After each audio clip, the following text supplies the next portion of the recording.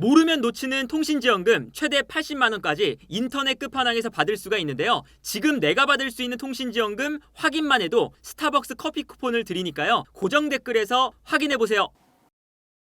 맨유가 쿠냐 영입을 확정을 지었다라는 이야기가 맨유가 공식적으로 발표를 했습니다. 쿠냐 영입에 현재 동의한 상태고 현재 맨유가 쿠냐를 등록하기 위한 비자 그리고 등록 절차 이것만 남아있다. 그래서 로마노 기자도 쿠냐가 울버햄튼에서 5년 계약에 1년 옵션 그러니까 합치면 6년 계약에 대한 이 조건으로 맨유에 합류한다. 그리고 이적료는 6,250만 파운드의 방출 조항 현재 맨유가 발동을 시켰다. 이 방출 조항이 1,162억이거든요. 1,160억 정도의 금액으로 현재 울버햄튼과 맨유는 쿠냐 영입을 동의를 했고 이제 등록만 하면 된다. 이런 거예요. 근데 이제 쿠냐가 오게 되면 어떻게 쿠냐를 쓸 것이냐. 이제 아무래도 델랍이 맨유가 아니라 첼시를 선택했기 때문에 델랍이 첼시를 선택한 상황에서 맨유는 쿠냐를 원톱으로 쓸 것이냐 아니면 왼쪽 측면 공격수로 쓸 것이냐 이런 것에 대한 고민이 남아있거든요. 그래서 쿠냐를 이제 어디에 쓰냐 만약에 원톱을 영입을 못한다면 호일룬, 쿠냐, 오른쪽에 디알로 혹은 여기에 이제 은베모 영입도 노리고 있죠. 그런데 이렇게 되면 쿠냐가 공격형 미드필더로 나오면서 브루노 페르난데스가 한 칸 내려가는 이런 위치에서 뛰게 될 가능성이 꽤나 높아 보입니다. 근데 이제 여기서 늘상 얘기가 많이 나오는 게 이 원톱 자리가 호일룬이 지금 나오잖아요. 근데 호일룬이 믿음직스럽지 못하니까. 그리고 호일룬이 아니라 지르크지가 나왔을 때도 지르크지가 호일룬보다는 앞쪽에서 결정력도 더 낮고 버텨주는 것도 잘하고 하지만 느리다 보니까 지르크지가 저렇게 원톱 자리에 서는 것도 100% 아모린 감독이 좋아하는 형태는 아니거든요. 그러면 쿠냐를 원톱으로도 쓸 수 있지 않을까? 이런 얘기가 나오고 있어요. 그래서 이제 브루노 페르난데스를 올리고 쿠냐, 부페, 디알로 혹은 은베모가 영입돼서 이렇게 3톱을 만들면 어떠냐라는 거예요. 그러면 이제 미드필더 라인에 마이누와 우가르테 이런 이제 미드필더 라인이 형성이 되겠죠? 근데 여기서 문제는 쿠냐가 원톱에서 잘하는 유형의 선수가 아니라는 거죠. 그래서 아마 쿠냐가 이제 맨유로 오면 쿠냐 활용법도 맨유가 고민을 좀 많이 해야 돼요. 원톱을 영입할 수 있느냐 없느냐에 따라서. 울버햄튼에서도 쿠냐가 특히나 지난 시즌 같은 경우에는 황희찬, 쿠냐, 네투 3톱이었습니다. 근데 황희찬보다 쿠냐가 원톱 자리에서 버텨주거나 떨궈주거나 상대 수비수랑 몸싸움을 하거나 그게 잘 안 되니까 오히려 시즌 중반부터는 그때는 게리 오닐 감독이었죠. 게리 오닐 감독이 황희찬 원톱, 쿠냐 세컨드 스트라이커로 자리를 바꿨습니다. 그래서 황희찬이 전방에서 오히려 버텨주고요. 황희찬이 싸워주면서 떨어뜨려주는 볼을 쿠냐가 밑에 있다가 가져가는 요런 스타일이었거든요. 이 장면 보면 이게 이제 이번 시즌 장면인데 이번 시즌에 앞쪽에 있는 라르센이 내려오면서 뒤에서 올라오는 볼을 싸워주고 있습니다. 앞에서 싸워주고 쿠냐가 옆에서 보고 있죠. 라르센이 움직이는 걸 보고 있다가 라르센이 뒤에서 올라오는 볼을 싸워서 떨어뜨려주면 그때 쿠냐가 뒤에 있다가 뛰어들어가기 시작합니다. 라르센이 비워둔 요 공간으로 이제 뛰어들어가기 시작하고요. 여기서 오히려 라르센이 수비를 끌고 올라오다 보니까 공간이 나오면서 쿠냐가 이 선에서 침투해 들어갈 수 있는 기회가 생겼어요. 그리고 왼쪽에서 이제 볼을 받은 선수가 뛰어들어가는 쿠냐에게 스루 패스. 그러면 쿠냐가 이 공간으로 달려 들어가면서 볼을 잡아서 여기서 득점을 만드는 장면이었거든요. 다른 장면도 마찬가지입니다. 이 장면은 최전방에서 황희찬이 뛰어갑니다. 오히려 쿠냐가 밑에 있어요. 황희찬보다. 앞쪽에서 황희찬이 싸워주면서 달려나가면 수비가 황희찬에게 붙으니까 그 순간 쿠냐가 뒤에 있다가 달려 들어가는 거죠. 그래서 이 다음 장면을 보면 황희찬이 수비를 끌어냈다가 컷백을 줄 때 이때 쿠냐가 뒤에서 달려 들어오면서 여기서 득점을 노리는 이런 형태 이런 움직임이거든요. 그래서 쿠냐는 기본적으로 최전방에 있는 황희찬 아니면 뭐 이번 시즌 라르센 밑에 삼각형의 이 3톱이 만들어질 때 왼쪽 측면 공격수처럼 기용되던 선수예요. 원톱이 아니라.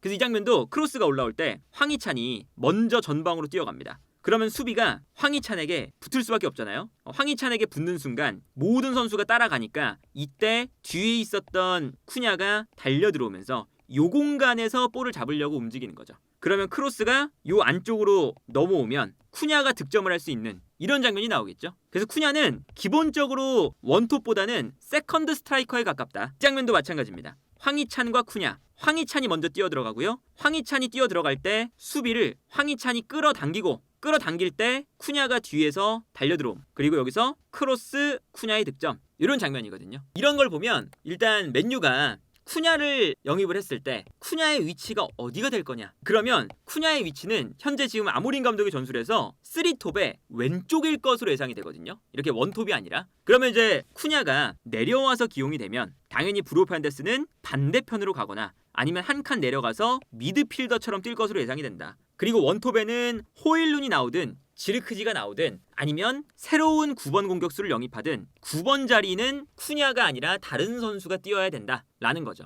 근데 이제 이렇게 되면 이제 오른쪽 여기도 이제 은베모나 이런 선수가 이제 오게 되잖아요. 그래서 뭐 은베모가 이렇게 만약에 오게 돼요. 이렇게 그러면 이제 쿠냐, 지르크지, 은베모 요런 3톱 혹은 9번 공격수를 영입하는 이런 형태가 될 건데 여기서 문제는 브루노 페르난데스가 요 자리에서 그렇게까지 막 좋진 않아요. 그러니까 브루노 페르난데스가 가장 잘할 수 있는 위치는 2선 자리잖아요. 2선 자리. 그래서 어쩔 수 없이 브루노 페르난데스를 내려서 기용을 하고 있는 이번 시즌도 아모린 감독이 브루노 페르난데스를 내려서 쓰니까 오히려 내려서 쓰다 보니까 이게 뭔가 퍼포먼스가 안 나오거든요. 물론 이제 저기서도 잘하는데 브루노 페르난데스에게 기대하는 공격성 밑에서 뛰니까 덜 나오고 수비적으로는 브루노 페르난데스가 저 자리에 있으면 별로 안 좋고 생각보다 기본적으로 브루노 페르난데스는 박스 주변에 있어야 더 퍼포먼스가 좋은 선수인 거죠. 그래서 뭐 예를 들어서 부페가 중앙 미드필더로 기용되면 이게 이제 미드필더 2명 서 있을 때거든요.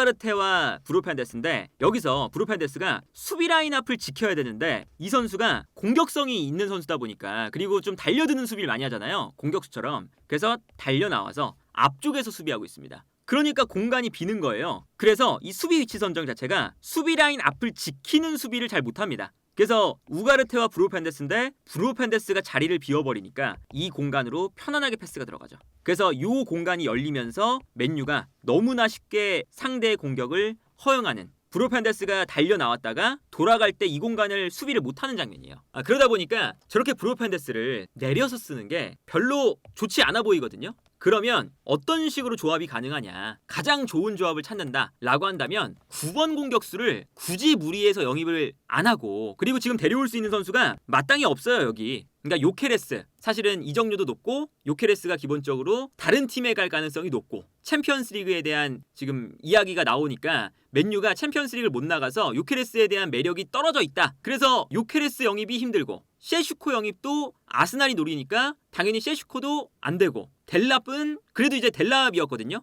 이제 그나마 요케레스 셰슈코가 안 되면 델랍은 강등권이니까 델랍을 데려오면 되겠다. 어느 정도 그래도 델랍 정도면 나쁘지 않다였는데 델랍은 첼시에게 뺏겼고 그러면 좋은 9번 공격수를 영입을 못한다 라고 하면 굳이 9번 공격수를 무리해서 쓰지 않고 쿠냐, 은베모 투톱에 브루노 페르난데스를 세컨드 혹은 공격형 미드필더로 두는 이런 것도 나쁘지 않아 보인다. 이런 식으로 무리해서 9번이 아니라 투톱 형태. 그리고 이렇게 투톱이 되면 은베모도 그렇고 쿠냐도 그렇고 오히려 이 선수들이 좌우로 빠져들어가는 선수들이거든요. 최전방에서 두 선수가 되면 굳이 9번 공격수가 아니라 이렇게 폭넓게 움직이면서 계속 움직이면서 두 선수에 대한 누가 9번 이게 아니라 번갈아 가면서 수비를 분산시켜주는 게 되는 거죠. 서로.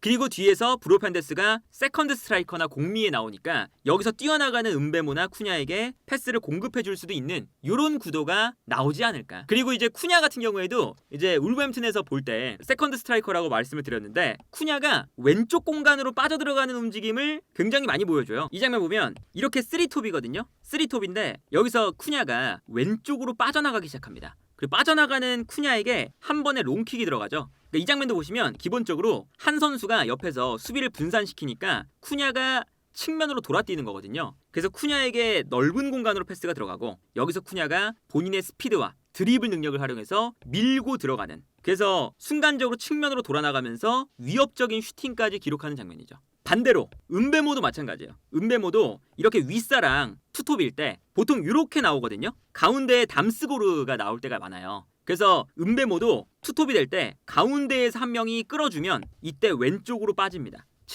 측면으로 빠지는 선수에게 패스. 그래서 은베모가 약간 측면 지역으로 돌아뛰면서 여기서 볼을 받아요. 그 다음에 여기서 접고 들어오면서 접고 들어온 다음에 바로 득점을 만들어내는 기본적으로 쿠냐나 은베모가 좌우로 빠져서 빠진 다음에 은베모는 왼발 쿠냐는 오른발로 접고 들어와서 플레이가 가능하기 때문에 오히려 9번 공격수를 무리하게 영입하지 말고 어차피 9번 공격수 델랍을 놓쳤으면 저렇게 은베모 쿠냐 아니면 저 은베모 자리에 예를 들어서 디알로가 배치가 될 수도 있겠죠. 디알로나 뭐 쿠냐 이런 식으로 전형적인 9번 공격수가 없는 그러면서 자연스럽게 브루노 페르난데스를 한 칸 올려 쓰는 이런 것도 이제 쿠냐 영입 이후에 활용 방법 중에 하나다. 그래서 뭐 여러 가지 활용 방법을 이제 맨유가 생각을 해봐야 되겠지만 그리고 이적 시장에 따라서 좀 어떻게 쿠냐를 쓸지가 달라지겠지만 기본적으로 쿠냐를 영입한 것이 맨유 입장에서 좋은 건 맨유가 아무래도 이제 챔피언스리그에 못 나가니까 이적 시장에 대한 영향력 그리고 팀에 대한 매력 이런 게 좀 떨어졌다고 이제 이야기가 나올 수밖에 없는데 어쨌든 여전히 맨유가 1,000억 이상 쓸 수 있고 6,250만 파운드 1,000억이 넘는 가량의 금액을 썼고요. 여기에 더해서 쿠냐라는 리그 내에서도 뭐 빅클럽들이 매우 많이 노렸던 이 좋은 선수가 맨유를 선택하는 그러니까 어쨌든 이 맨유가 아직까지는 선수들이 매력을 느끼는 팀이라는 걸 또 보여줬기 때문에 이런 측면에서는 쿠냐 영입이 맨유 입장에서 상징하는 것이 굉장히 많은 영입이다. 물론 이제 쿠냐마저 실패하거나 그리고 여기서 더 맨유가 성적이 안 나오거나 그렇게 되면 이제는 거의 이렇게 맨유만 보고 성적이나 이런 걸 안 보고 맨유니까 오는 선수들이 아마 점점 더 줄어들지 않을까 싶어요. 그렇기 때문에 이제 이런 걸 보면 기본적으로 맨유가 이 쿠냐 영입을 반드시 성공시켜야 되는 상황이기도 하다.